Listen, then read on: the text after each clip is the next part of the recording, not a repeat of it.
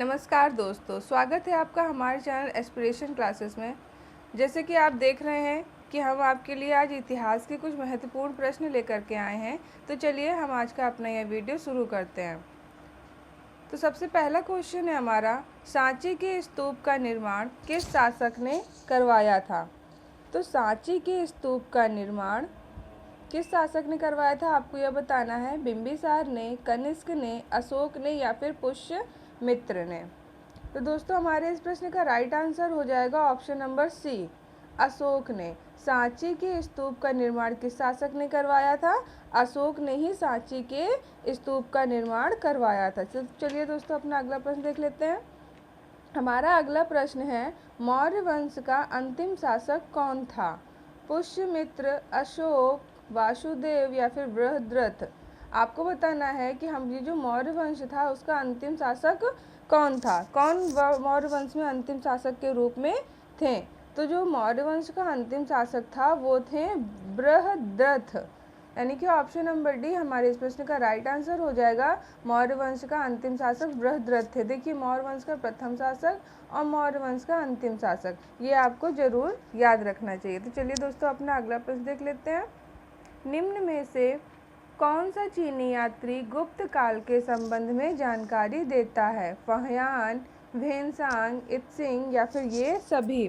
जैसा कि आप सभी जानते हैं कि हमारे जो गुप्त काल, वैदिक काल, मौर्य काल, इन सभी समयों में कई सारे यात्री, चीनी यात्री हमारे भारत में यात्रा करते रहे हैं, समय समय पर आते रहे हैं। तो उन्हीं में से आपको बताना है कि चीनी यात्री गुप्त काल के संबंध में कौन सा ऐसा चीनी यात्री है जो गुप्त काल के संबंध में जानकारी देता है? तो वो है फाहियान। ऑप्शन नंबर ए इस प्रश्न का राइट आंसर हो जाएगा। फाहियान चीनी यात्री गुप्त काल के संबंध में जानकारी देते हैं। चलिए दोस्तों अपना अगला प्रश्न देख लेते हैं। हमारा अगला प्रश्न है, अभिलेखों के अनुसार गुप्त वंश का संस्थापक कौन था? श्रीगुप्त, समुद्रगुप्त, चंद्रगुप्त प्रथम या फिर चंद्रगुप्त मौर्य? तो दोस्तों हमारे प्रश्न का राइट आंसर हो जाएगा ऑप्शन नंबर ए, श्रीगुप्त। अभिलेखों के अनुसार गुप्त वंश का संस्थापक, यानी कि जिसने गुप्त वंश की नींव रखी थी, वो कौन थे? वो श्रीगुप्त थे। इस क्वेश्चन को हमसे प्रथम भी पूछ सकते हैं कि अभिलेखों के अनुसार प्रथम गुप्त वंश का संस्थापक कौन था? तो श्रीगुप्त। चलिए दोस्तों अपना अगला प्रश्न देख लेते हैं। आई होप सो आपको हमारी प्रश्नों की सीरीज़ पसंद आ रही होगी। तो दोस्तों हमारे इस चैनल को लाइक ज़रूर करें, इस वीडियो को लाइक करें, अपने दोस्तों में इस सेशन को शेयर करें और सब्सक्राइब अवश्य कर लें, जिससे आपको आने वाले समय में हम ऐसे ही प्रश्नों की सीरीज़ लेकर आते रहें जो कि आपके एग्ज़ाम्स के लिए बहुत ही इम्पॉर्टेंट है। तो चलिए दोस्तों अपना अगला प्रश्न देखते हैं कि भारत का नेपोलियन किसे कहते हैं? चंद्रगुप्त प्रथम को, समुद्रगुप्त को, विक्रमादित्य को या फिर स्कंदगुप्त को? तो भारत का नेपोलियन कहते हैं समुद्रगुप्त को। इस प्रश्न का राइट आंसर हो जाएगा option number B, Samudragupta. Bharat का नेपोलियन किसे कहते हैं? समुद्रगुप्त को कहते हैं। तो चलिए दोस्तों अपना अगला प्रश्न देखते हैं क्या है। हमारा अगला प्रश्न है कि किस वंश के शासन काल को भारत का स्वर्ण युग कहा जाता है? मौर्य वंश को, गुप्त वंश को, वर्धन वंश को या फिर कुषाण वंश को? देखिए, हमारे हिस्ट्री में, इतिहास में बहुत से ऐसे काल हुए हैं जो कि जिनकी अपनी अपनी हिस्ट्री है, अपनी अपनी कहानी है। तो आपको उन्हीं में से बताना है कि किस वंश के शासन को भारत का स्वर्ण युग कहा जाता है। तो option number B is the right answer, Gupta वंश। गुप्त वंश को शासन काल का भारत का स्वर्ण युग के रूप में जाना जाता है या कहा जाता है। ये आपका बहुत ही इम्पोर्टेंट क्वेश्चन है। चलिए अपना अगला प्रश्न देख लेते हैं क्या है। समुद्रगुप्त का दरबारी कवि कौन था? नागार्जुन, भास, वीरसेन या फिर हरिसेन? तो समुद्रगुप्त का दरबारी कवि थे Harisen. Option number D is the right answer. Harisen Samudragupta के हमारे दरबारी कवि थे। चलिए दोस्तों अपना अगला प्रश्न देखते हैं क्या है। हमारा अगला प्रश्न कह रहा है कि गुप्त सम्राट स्कंदगुप्त के समय किस विदेशी का भारत पर आक्रमण हुआ था? शक, पल्लव, हूण या फिर अर्मेनियम?